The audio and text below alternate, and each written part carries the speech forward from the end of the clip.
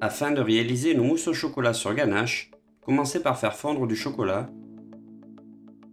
Le chocolat peut se fondre au bain-marie ou au micro-ondes et il est très important d'apporter une chaleur progressive modérée afin de ne pas agresser la fonte du chocolat et de ne pas se retrouver avec une masse pâteuse.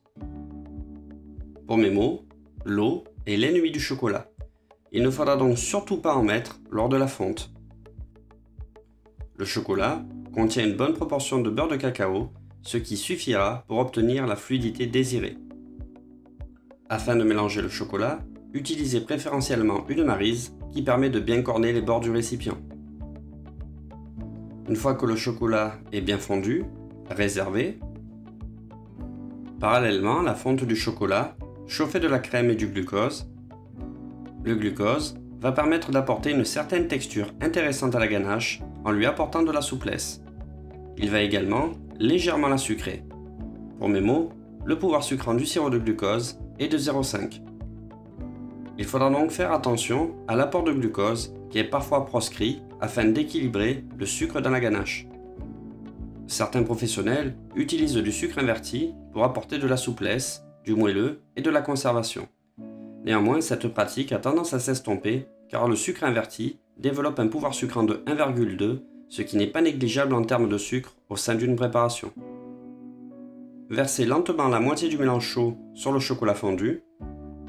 A noter que pour la réalisation d'une mousse au chocolat sur ganache, on peut très bien réaliser la ganache avec uniquement de la crème et du chocolat, sans sirop de glucose ni sucre inverti. A l'aide d'une maryse, mélangez énergiquement depuis le centre en décrivant des petits cercles pour créer un noyau élastique et brillant. L'objectif ici est de créer une émulsion entre le chocolat et la crème grâce à une action mécanique.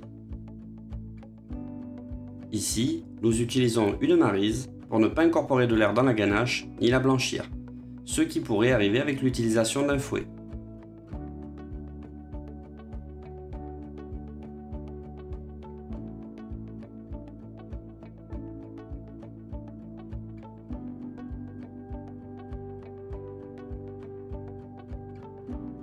Incorporez la deuxième partie de crème et mélangez selon le même procédé.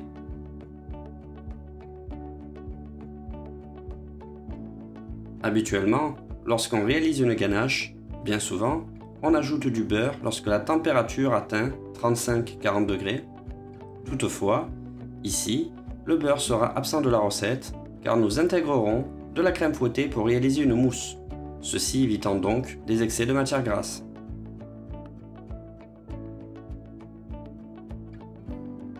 La ganache est terminée, on peut donc la réserver. Parallèlement à la préparation de la ganache, montez une crème fouettée mousseuse et réservée. Procédez au mélange de crème fouettée dans la ganache qui doit être idéalement à une température comprise entre 35 et 40 degrés. Pour cette étape, il est crucial que la ganache soit à bonne température.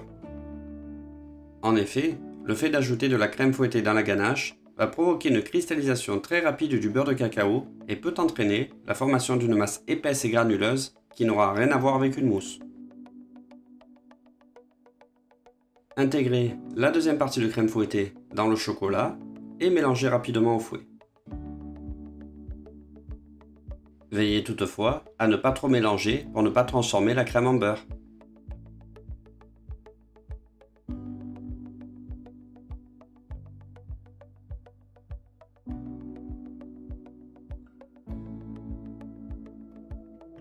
Une fois le mélange réalisé, utilisez sans attendre.